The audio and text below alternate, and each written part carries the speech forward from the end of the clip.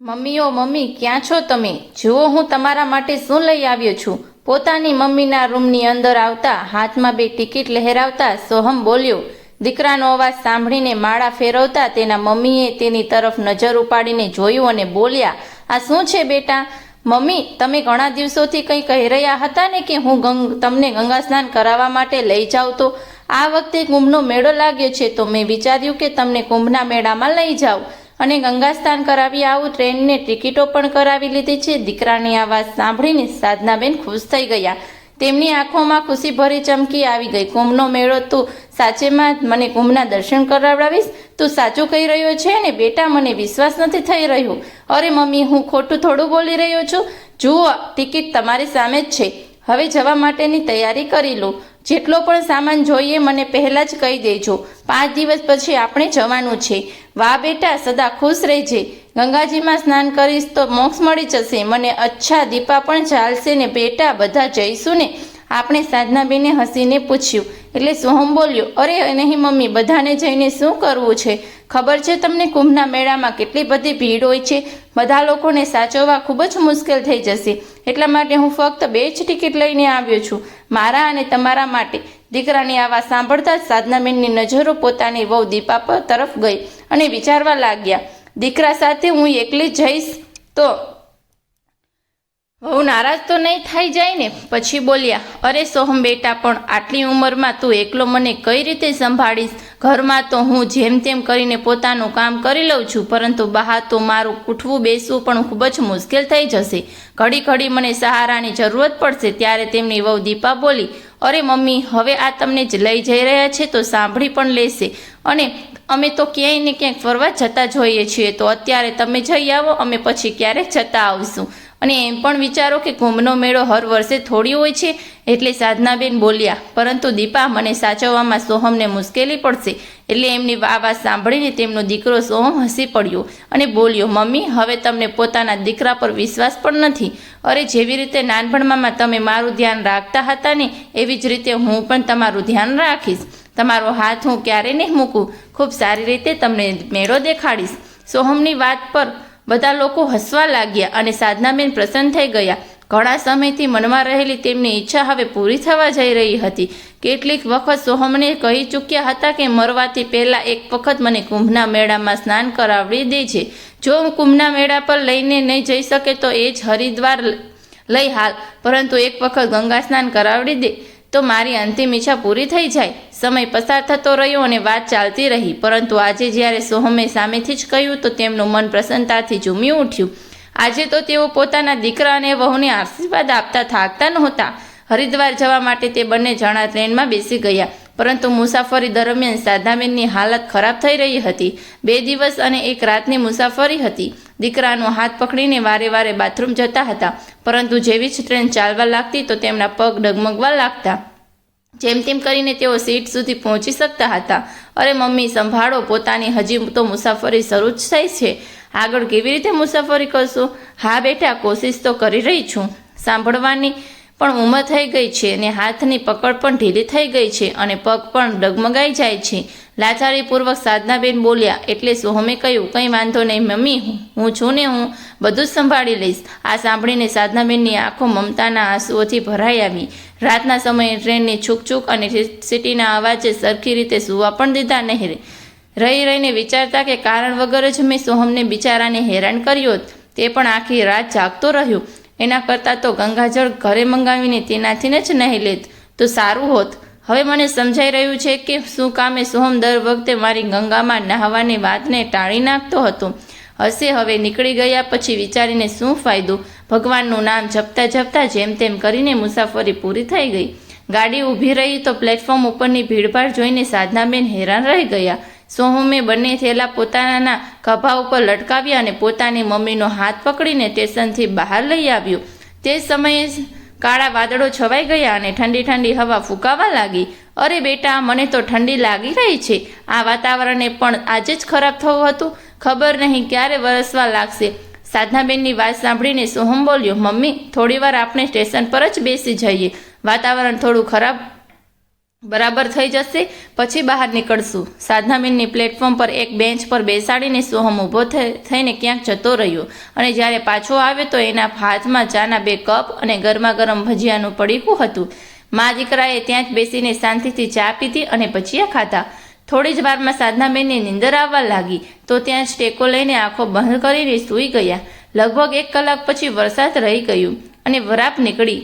વરસાદના કારણે railway station ઉપર જે ભીડ વધી ગઈ હતી તે પણ હવે ઓછી થવા લાગી હતી. બંને મા દીકરો એક રિક્ષા પકડીને કુંભના મેળા સુધી પહોંચી ગયા. મેળાની શરૂઆતમાં જ રિક્ષાવાળાએ તેમને ઉતારી દીધા. લગભગ 1.5 કિલોમીટર પગે ચાલ્યા પછી ગંગાઘાટ સુધી પહોંચ્યા તો ભીડભાડના કારણે ખૂબ જ મુશ્કેલીથી તેમને એક પંડાલમાં જગ્યા મળી શકી. સોહમે ત્યાં ચાદર પાથરીને પોતાના સામાન રાખી દીધો અને સાધનાબેનનો હાથ પકડીને ગંગામાં નહાવા માટે લઈ ગયો. સાધનાબેને પોતાના આખા જીવનમાં આટલી ભીડ ક્યાંય જોઈ નહોતી. ક્યાંક લાઉડ સ્પીકરનો જોર જોરથી અવાજ આવી રહ્યો હતો તો ક્યાંક ભજન ચાલી રહ્યા હતા. ક્યાંક ગંગા માતાની જય જયકાર કરતો લોકો ફરી રહ્યા હતા તો ક્યાંક સાધુ સંતોના પ્રવચન ચાલુ હતા.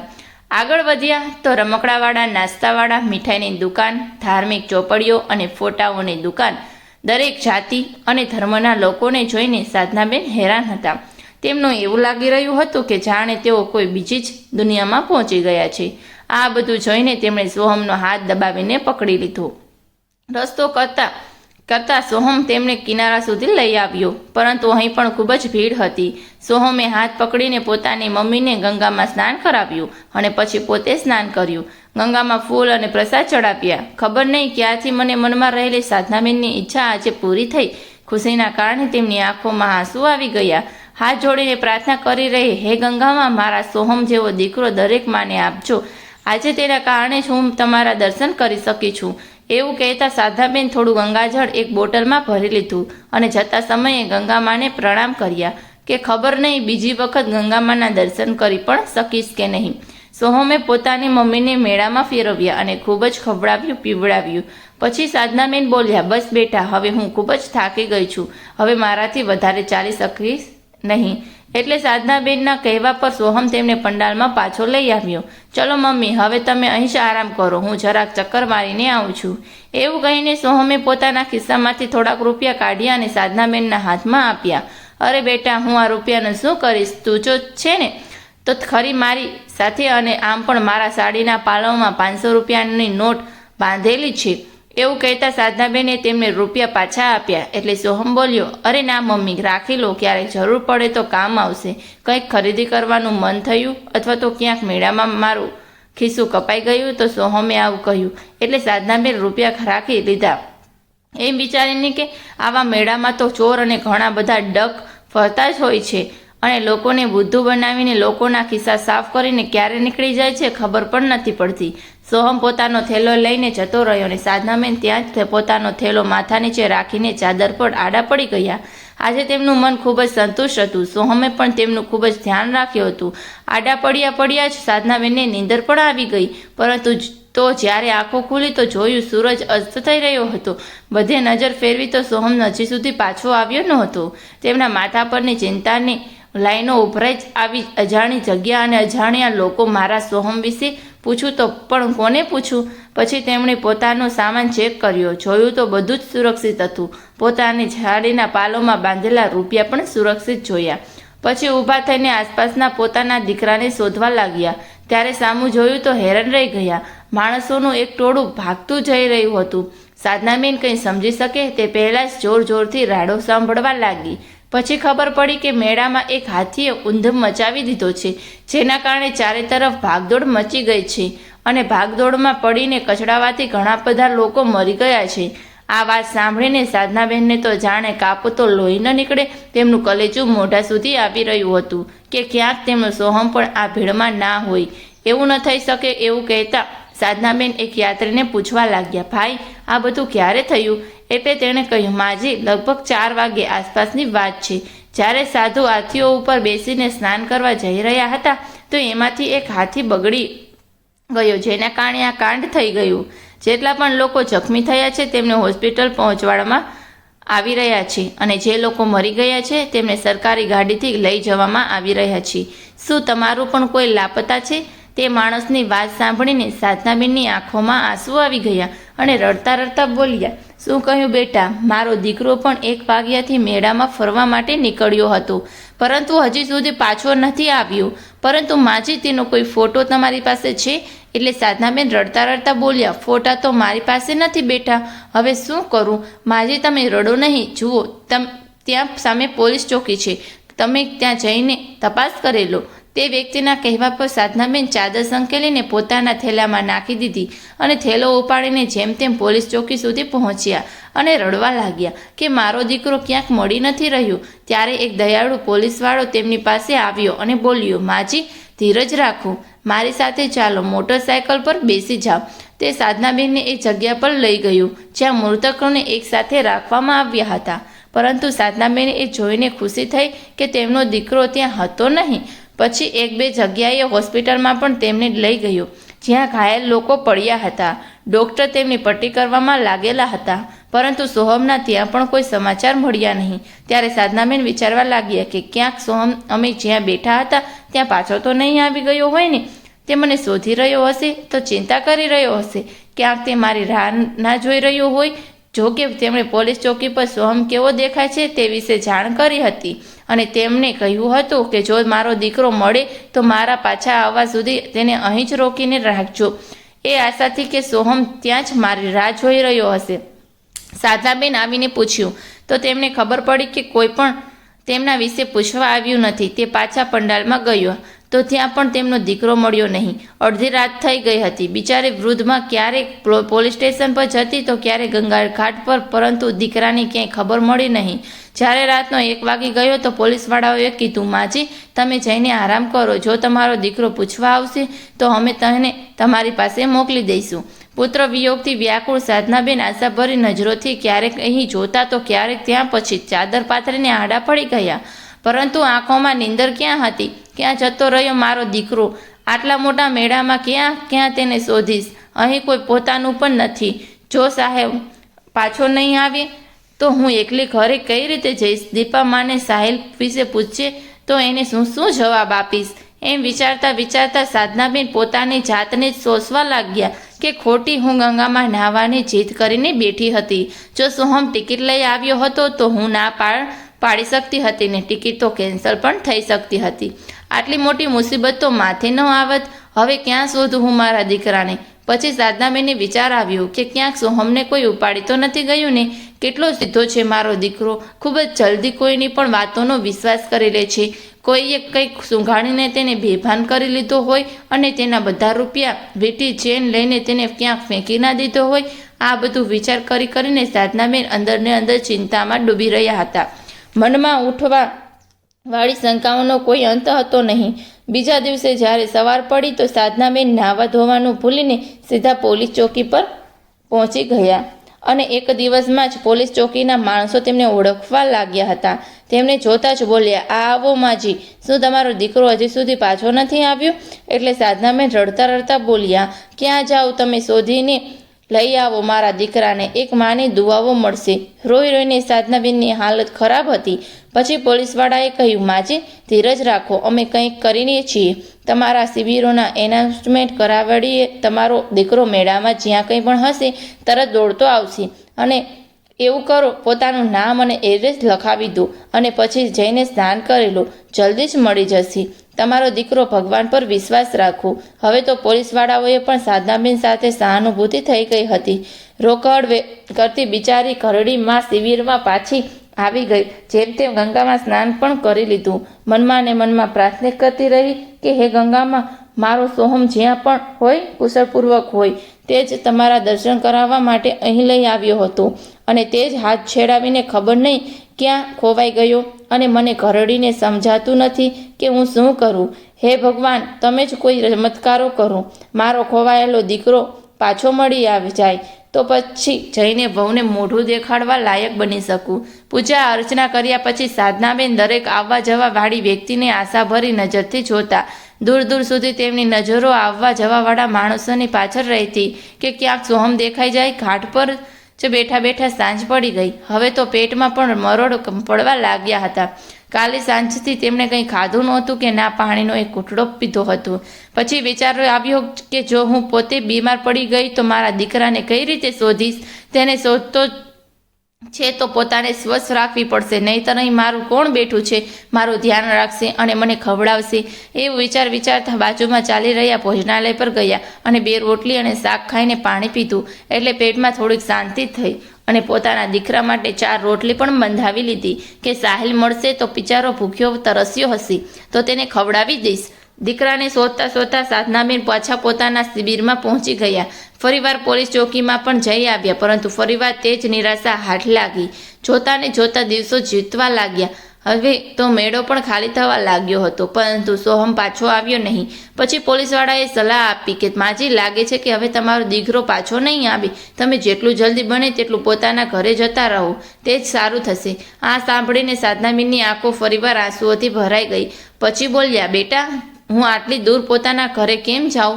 હું તો ક્યારેય પણ એકલી ક્યાંય ગઈ જ નથી. કહેતા તેમનો અવાજ રૂંધાઈ ગયો. અચ્છા માજી, તમે તમારા ઘરનો ફોન નંબર કહો, ઘરેથી કોઈ આવીને તમને લઈ જશે. પરંતુ બેટા, ઘરેથી મને લેવા માટે કોણ આવશે? ઘરે તો વહુ એકલી છે, તે એકલી કઈ રીતે આવી શકશે? અરે માજી, વહુ કોઈ સગા સંબંધીને પણ મોકલી શકે છે. તમે કોઈનો પણ ફોન નંબર જણાવો. સાધનાબેને દિમાગ પર ઘણું જોર દીધું, પરંતુ ગભરામાં તેમને નંબર યાદ જ ન આવ્યો. ઘણી વખત જ્યારે કોઈ માણસ મુશ્કેલીમાં હોય છે તો દિમાગ કામ નથી કરતું. આમ પણ ગઢમણમાં યાદશક્તિ કમજોર થઈ જાય છે. એ જ થયું હતું સાધનાબેનની સાથે, પણ તેમને કોઈ નંબર યાદ જ નહોતો આવી રહ્યો. પોતાની લાચારી પર તેમની આંખો ભરાઈ આવી. તે જ સમયે એક યાત્રી પોલીસ ચોકીની બહારથી પસાર થઈ રહ્યો હતું. તેનું ધ્યાન ત્યાં બેઠેલા સાધનાબેન તરફ ગયું, જે બેઠા બેઠા રડી રહ્યા હતા. તેણે પોલીસવાળાને વૃદ્ધાના રડવાનું કારણ પૂછ્યું. તો પછી બધી વાત સાંભળીને તે યાત્રી બોલ્યો, તમે માજીને મારી સાથે મોકલી દો, હું પણ ત્યાં જ રહેવાવાળો છું. હું સાંજના 6 વાગ્યાની ટ્રેનથી પોતાના ઘરે જ જઈ રહ્યો છું. તમે કહો તો આમને સાથે લઈ જાઓ અને ત્યાર પછી તેમના ગામડે જવાવાળી બસમાં તેમને બેસાડી દઈશ. તેઓ આરામથી પોતાના ગામ પહોંચી જશે. પોલીસવાળાઓએ સાધનાબેનને તે અજાણી વ્યક્તિ સાથે રવાના કરી દીધા અને તેનો ફોન નંબર અને એડ્રેસ પોતાની પાસે લઈને રાખી દીધું. સાધનાબેન તેની સાથે જઈ તો રહ્યા હતા, પરંતુ મનમાં કોઈ ખૂણામાં એક ડર પણ હતો. ક્યાંક આ વ્યક્તિ કોઈ ઠગ ન હોય, પરંતુ તેમની પાસે બીજો કોઈ રસ્તો પણ નહોતો. તેના પર વિશ્વાસ કરવા સિવાય આ અજાણી જગ્યા પર ક્યાં સુધી તેઓ રોકાત? પરંતુ તે વ્યક્તિને જાણી સાધનાબેનના મનની વાત જાણી લીધી હોય. તે બોલ્યો, માજી, તમે ચિંતા ન કરો, હું તમારા ગામની બાજુમાં જ ગામમાં રહું છું. મારા પર વિશ્વાસ રાખો. જો તમે કહેશો તો તમારા ઘર સુધી પણ તમને મૂકી જઈશ. એટલે સાધનાબેન બોલ્યા, અરે ના ભાઈ, વિશ્વાસના સહારે જ તો તમારી સાથે આવી છું. તમે મને પોતાની સાથે લઈ જઈ રહ્યો છો. શું એટલો ઉપકાર ઓછો છે? ટ્રેનમાંથી ઉતર્યા પછી મને બસમાં બેસાડી દેશો તો હું પોતાના ગામ સુધી પહોંચી જઈશ. બસ મને તો એક જ વાતની ચિંતા છે, ખબર નહીં મારો દીકરો ક્યાં હશે, કઈ હાલતમાં હશે. 2 દિવસ પછી સાધનાબેન જ્યારે બસમાંથી ઉતર્યા તો પગે ચાલીને પોતાના ઘર તરફ પહોંચી ગયા. પરંતુ દીકરાની અનુપસ્થિતિમાં તેમનું મન ભારે થઈ રહ્યું હતું. સમજાતું નહોતું કે વહુની નજરથી નજર કઈ રીતે મળાવે છે. શું કહેશે કે સોહમ ક્યાં છે? આ જ વિચારોમાં તેઓ ઘરના દરવાજા સુધી પહોંચતા તો જોઈને હેરાન થઈ ગયા કે ત્યાં તો ખૂબ જ ચહેરા પહેલ હતી. ઘરની બહાર સફેદ રંગનો મંડપ બાંધેલો હતો, જ્યાં ભોજન ચાલી રહ્યું હતું. એક ક્ષણ માટે સાધનાબેનને એવું લાગ્યું કે તેઓ ભૂલથી ક્યાંક બીજી જગ્યાએ તો નથી પહોંચી ગયા ને. પરંતુ જેવા તેઓ બહાર તરફ જવા લાગ્યા ત્યારે તેમના પુત્ર અને પુત્રીની નજર પોતાના દાદી પર પડી. તે આશ્ચર્યચકિત થઈ ગયા, પરંતુ પછી ખુશીથી રાડ પાડી, મમ્મી, પપ્પા, જુઓ, દાદી તો આપણી સામે ઊભા છે. તેઓ પાછા આવી ગયા. દાદી જીવતા છે. પોતાના પુત્ર અને પુત્રીની આ વાત સાંભળીને સાધનાબેન હેરાન રહી ગયા. તેમને સમજાતું નહોતું કે આખરે આ શું ચાલી રહ્યું છે. બાળકોની રાડ સાંભળીને બધા લોકો દોડીને બહાર આવી ગયા. આખા ગામમાં હડકંપ મચી ગયો. માજી પાછા આવી ગયા, માજી પાછા આવી ગયા. સાધનાબેન આવી ગયા ત્યાં સોહમ પણ દોડીને આવ્યો અને પોતાની મમ્મીને જોઈને તેના હોશ ઉડી ગયા. પછી તરત આવીને ગળે વળગી ગયો. તમે જ ક્યાં જતા રહ્યા હતા મમ્મી? તે જ સમયે તેમની વહુ દીપા પણ દોડીને આવી અને પોતાની સાસુમાં ગળે વળગી ગઈ. ખબર છે મમ્મી, કેટલા દિવસોથી અમારી રોઈ રોઈને હાલત ખરાબ થઈ ગઈ હતી. અમે તો વિચાર્યું હતું કે તમે ત્યારે તેની વચ્ચેથી કાપીને સાધનાબેન બોલ્યા, હા, એમ જ વિચાર્યું હશે ને કે હું ભગવાન પાસે જતી રહી. સાધનાબેનને જાણે બધી વાતનો અહેસાસ થઈ ગયો હતો.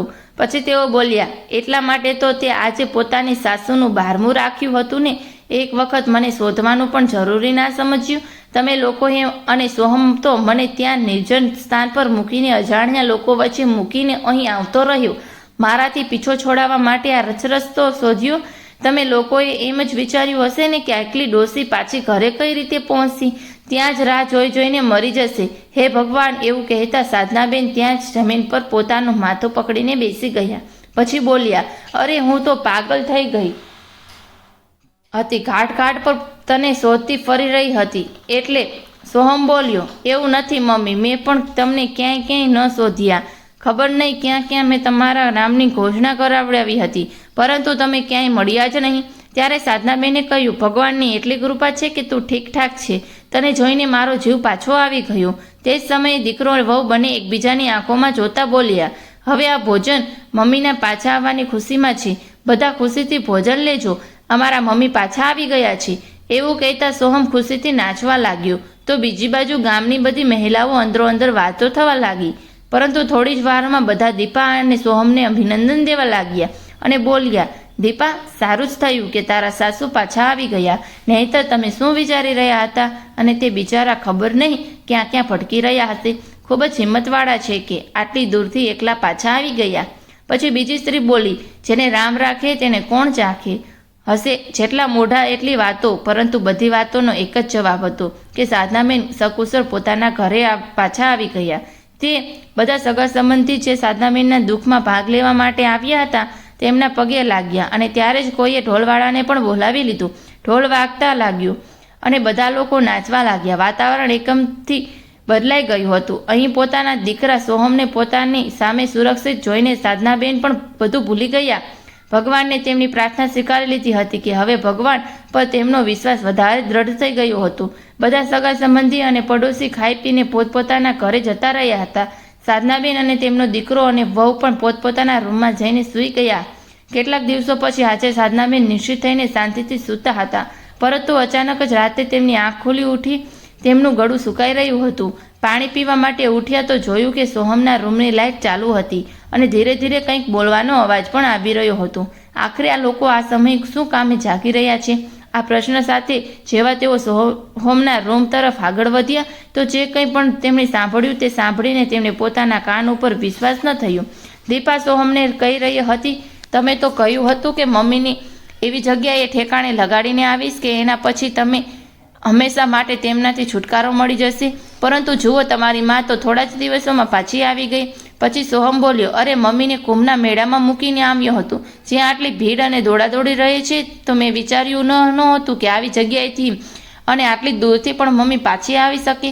પરંતુ દીપા, જે થયું સારું જ થયું, કેમ કે જ્યારથી હું મમ્મીને મૂકીને આવ્યો હતો ને, મારી અંતરાત્મા મને ધિક્કારતી રહી હતી કે મેં પોતાની માને ત્યાગવાનું, તેમને મારવાનું ખૂબ જ મોટું પાપ કર્યું છે.